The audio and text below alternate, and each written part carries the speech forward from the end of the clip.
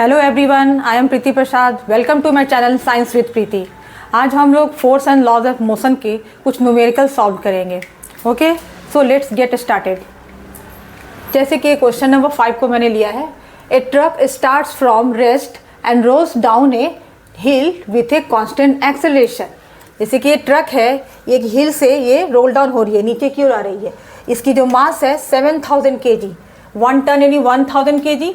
इसने क्या कहा है, it travels a distance of 400 metre in 20 second. ये हिल से 400 मीटर 20 सेकेंड में डिस्टेंस इसने कवर किया।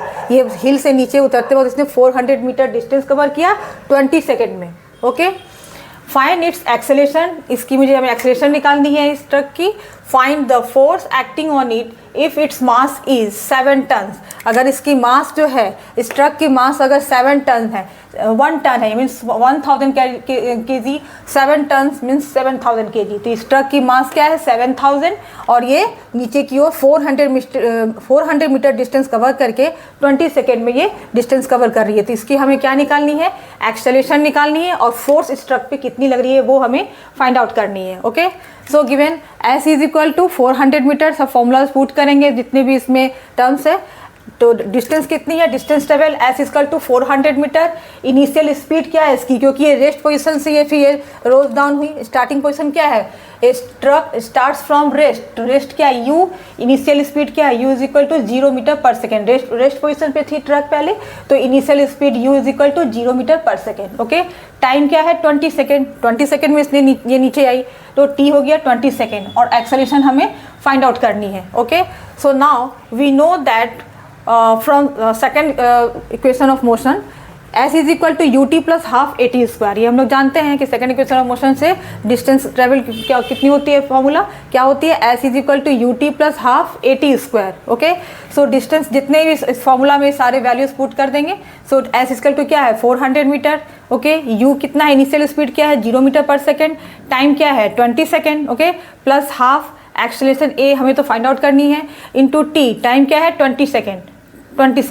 T स्क्वायर है 20 सेकेंड का होल स्क्वायर। ओके, सो ये होगी पूरी, ये तो पूरी 0 हो जाएगी, 0 से मल्टीप्लाई करेंगे ये कंप्लीट, ये पूरी 0 हो जाएगी। तो प्लस सेकेंड टर्म ले हाफ A इंटू ये 20 सेकेंड का होल स्क्वायर क्या हो जाएगा 400 सेकेंड स्क्वायर।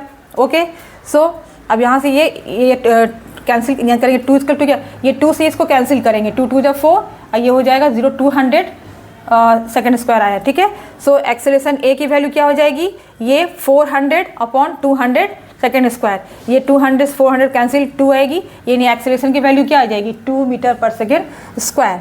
तो हमें A की एक्सेलरेशन की वैल्यू मालूम हो गई।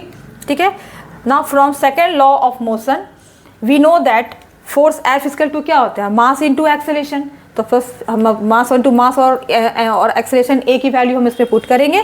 सो मास क्या है 7000 kg, इसकी ट्रक की मास क्या है 7000।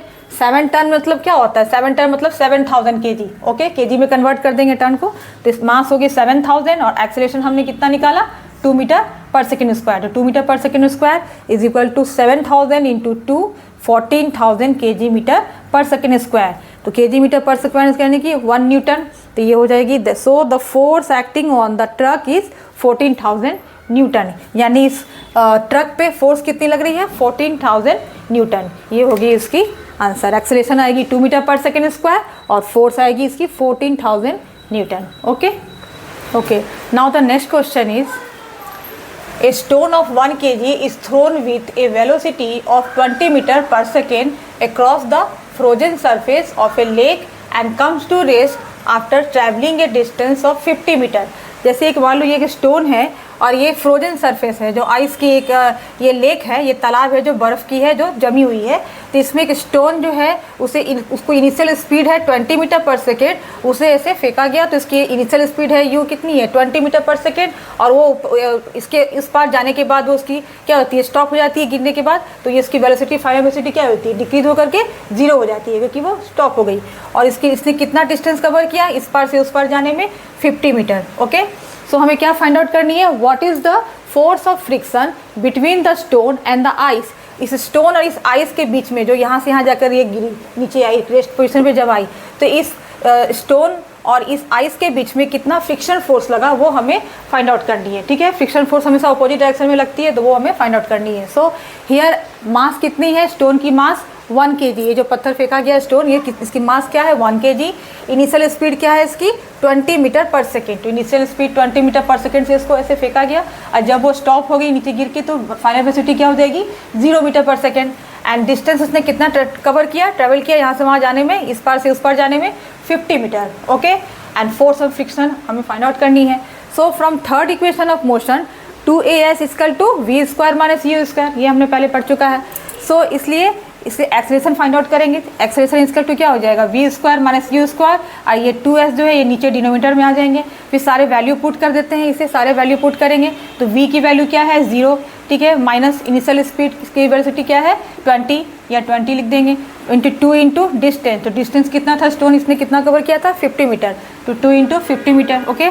अब इसको सॉल्व करेंगे, ये 20 मीटर पर सेकेंड का ये स्क्वायर है तो क्या हो जाएगा 400 metre square per second square upon 2 into 50 metre, यानी 100 मीटर हो गई। इसको सॉल्व करेंगे तो क्या आएगा 4 आएगा, कैंसिल हो जाएंगे, अब मीटर स्क्वायर मीटर आ जाएंगे पर सेकेंड स्क्वायर, यानी इसकी वैल्यू एक्सेलरेशन की कितनी आई -4 metre per second square, okay.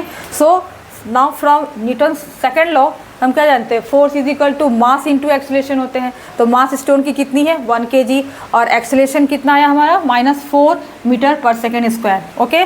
सो इसको मल्टीप्लाई करेंगे तो क्या हो जाएगा -4 kg metre per second square, यानी कि -4 Newton, okay. 1 kg metre per second square क्या होता है 1 न्यूटन, ये न्यूटन क्या है फोर्स की यूनिट है, okay. So friction force will be -4n, minus क्यों लगा, क्योंकि फ्रिक्शन फोर्स जो हमेशा अपोजिट डायरेक्शन में लगती है, जिस स्टोन जिस मोशन से इससे जा रहा था इस पार से उस पार गया तो उसके अपोजिट डायरेक्शन में फ्रिक्शन फोर्स लग रही है, इसलिए इसकी जो साइन है निगेटिव आई, okay. So here is F is equal to -4 will be the answer, okay. Now the next question is a 8000 kg engine pulls a train of 5 wagons each of 2000 kg along a horizontal track. If the engine exerts a force of 40,000 Newton and the track offers a friction force of 5000 Newton, then calculate, first क्या हमें calculate करनी है the net accelerating force, यानी कि ये जो engine है ये कितनी है 8000 kg की इंजन है, इसका मास क्या है 8000, ओके। और ये जो 5 वेगन, जैसे ये एक वेगन मैंने लिया है ऐसे 5 वेगन्स और है उसको वो पुल कर रही है, ठीक है।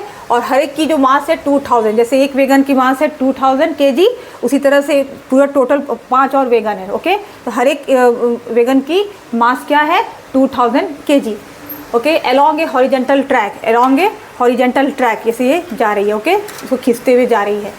If the engine exerts a force of 40,000 Newton, अगर ये इंजन जो है वो 40,000 न्यूटन फोर्स लगा रही है and the track offers A friction force of 5,000 Newton, और अगर ट्रैक जो है ये जो ट्रैक है ये ट्रैक अगर ट्रेन पे इंजन पे अगर वो 5000 न्यूटन फोर्स लगा रही है तो हमें क्या कैलकुलेट करना है the net accelerating force, total हमको फोर्स उसकी एक्सेलरेटिंग फोर्स उसकी फाइंड आउट करनी है, ओके।